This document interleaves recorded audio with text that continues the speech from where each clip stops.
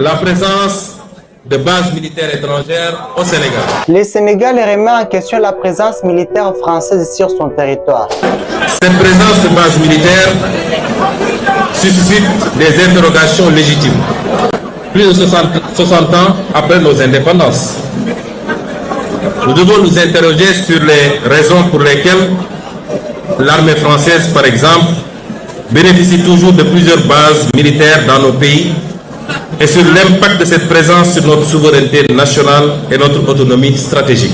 Imaginez-vous au Sénégal, le pays du président Diomaye Faye, un pays dynamique et diversifié, connu pour sa stabilité politique et son riche patrimoine culturel vibrant et chaleureux, où les discussions sont en ce moment focalisées sur un sujet brillant qui est la présence militaire française. Alors vous demandez pourquoi toutes ces agitations? Eh bien, il semble que le Sénégal suit de près le départ forcé des troupes françaises du Burkina Faso, du Mali et du Niger. Au Burkina Faso, nous sommes remontés contre la France impérialiste, oligarchique, sauvage, barbare. au Tchad, au Niger.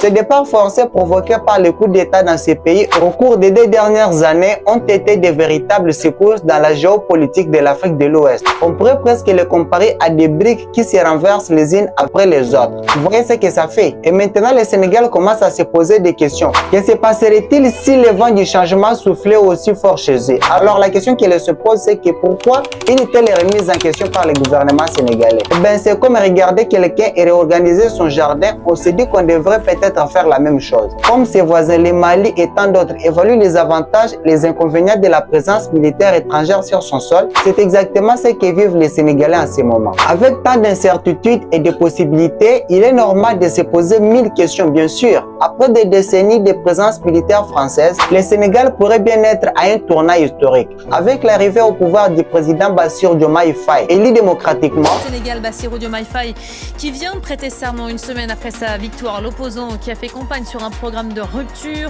En mai dernier, lors d'une rencontre animée avec des étudiants à Dakar, le premier ministre sénégalais Ousmane Sonko n'a pas mâché ses mots. Alors, qu'est-ce qu'il leur a dit? 60 ans après notre indépendance, nous devons nous interroger sur la raison pour laquelle l'armée française dispose encore de bases militaires dans notre pays, a-t-il lancé. Vous voyez, ces mots puissants et lourds de sens résonnent profondément. Après tout, 60 ans, c'est une longue période pour se demander si de vieilles habitudes n'ont pas besoin d'un beau coup de balai. C'est un peu comme redécouvrir une vieille photo de famille et se demander pourquoi on n'a jamais changé la disposition des meubles dans les salons.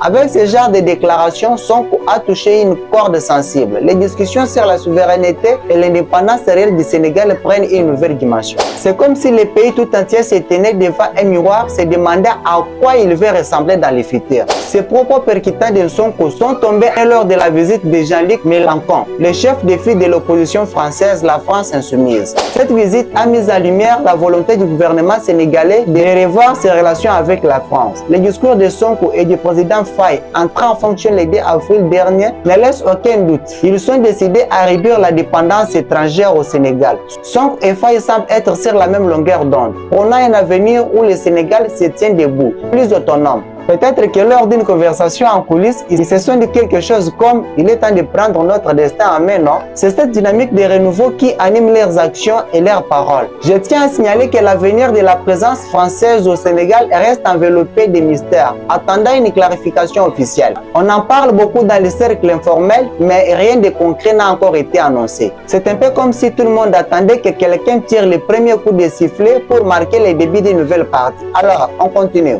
Diao Diallo, représentant du Front pour une révolution anti-impérialiste, populaire et panafricaine, n'a pas mâché ses mots. Qu'est-ce qu'il a dit? Aujourd'hui, il n'y a aucune justification à la présence de ces forces militaires sur notre sol, a-t-il déclaré, reflétant un sentiment anti-français de plus en plus palpable au Sénégal. Ce sentiment anti-français ne sort pas de nulle part. C'est le résultat des décennies de frustration accumulées, un peu comme une vieille cicatrice qui se rappelle à vous à chaque changement de temps. Les Sénégalais se demandent de plus en plus pourquoi, après 60 ans d'indépendance, la présence militaire française est toujours là. Est-ce vraiment nécessaire? Alors que nous attendons une position officielle sur cette question brillante, il est clair que les discussions ne font que commencer. Le Sénégal est un carrefour important et les décisions prises dans les prochains mois pourraient bien redéfinir sa relation avec la France pour les années à venir.